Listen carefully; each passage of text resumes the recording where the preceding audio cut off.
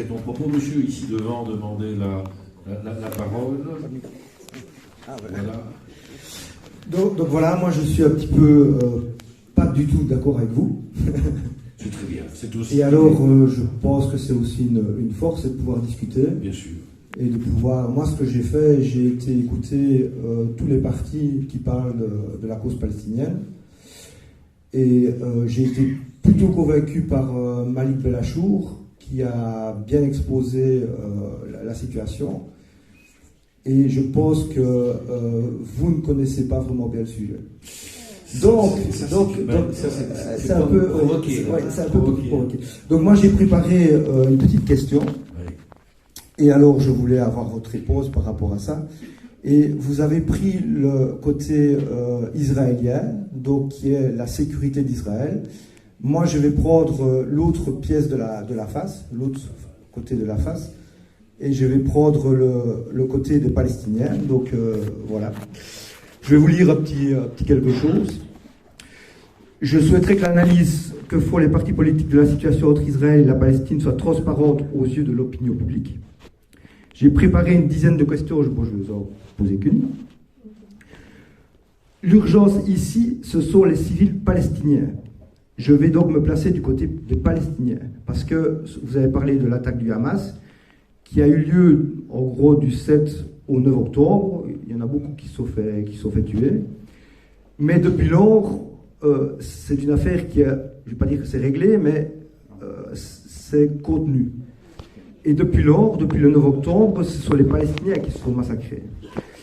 Dans ces représailles, l'armée israélienne a largué environ 16 000 bombes sur un territoire densément peuplé de 2,3 millions d'habitants qui sont emprisonnés puisqu'ils ne peuvent pas quitter le territoire.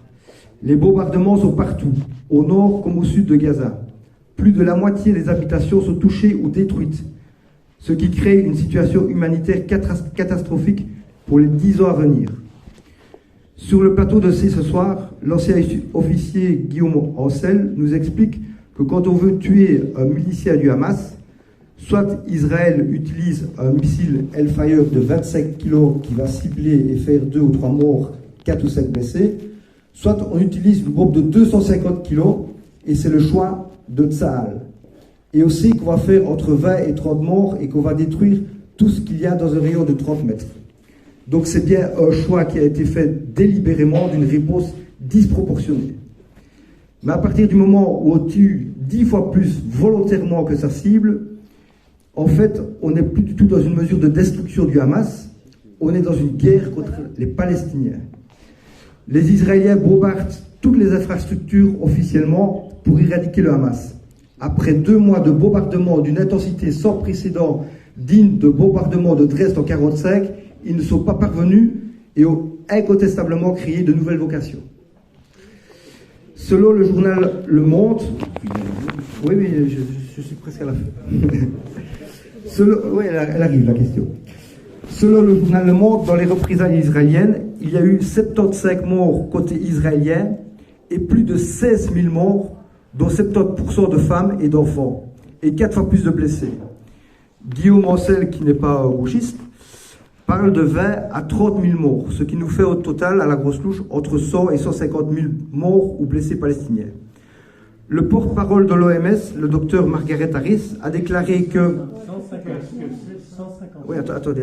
Oui, blessés, morts et blessés, puisqu'il y a 4 fois plus de blessés. Quand on les ajoute aux morts, ben on a un chiffre qui... On va vous répondre et finaliser aussi. Oui, j'ai bien... Vous avez fait de la route oui, ça s'entend mal l'accent. Oui. Le porte-parole de l'OMS, le docteur Margaret Harris, a déclaré que finalement, nous verrons plus de gens mourir de maladies que nous en voyons à cause des bombardements si nous ne sommes pas en mesure de mettre en place un système de santé. Or, les 2/3 des hôpitaux sont détruits, on ne voit pas la fin des bombardements et le système de santé ne pourra pas être mis en place du jour au lendemain. Voilà ma question. Après 2 mois de tueries atroces, 1000 fois plus atroces que la tuerie du 7 octobre, excusez-moi, est-ce que votre parti se joint aux formations politiques belges qui appellent le gouvernement israélien de Netanyahou à un cessez-le-feu immédiat sans condition, ou est-ce que votre parti cautionne les massacres perpétrés par l'armée israélienne sur les civils palestiniens. Merci pour la question, monsieur. Bon, on va faire un premier tour de réponse. Vous pensez à garder votre question, on va revenir à la salle. Mais ici, compte tenu de les premières questions, on va vous répondre. Je voudrais commencer, monsieur, par répondre à votre question.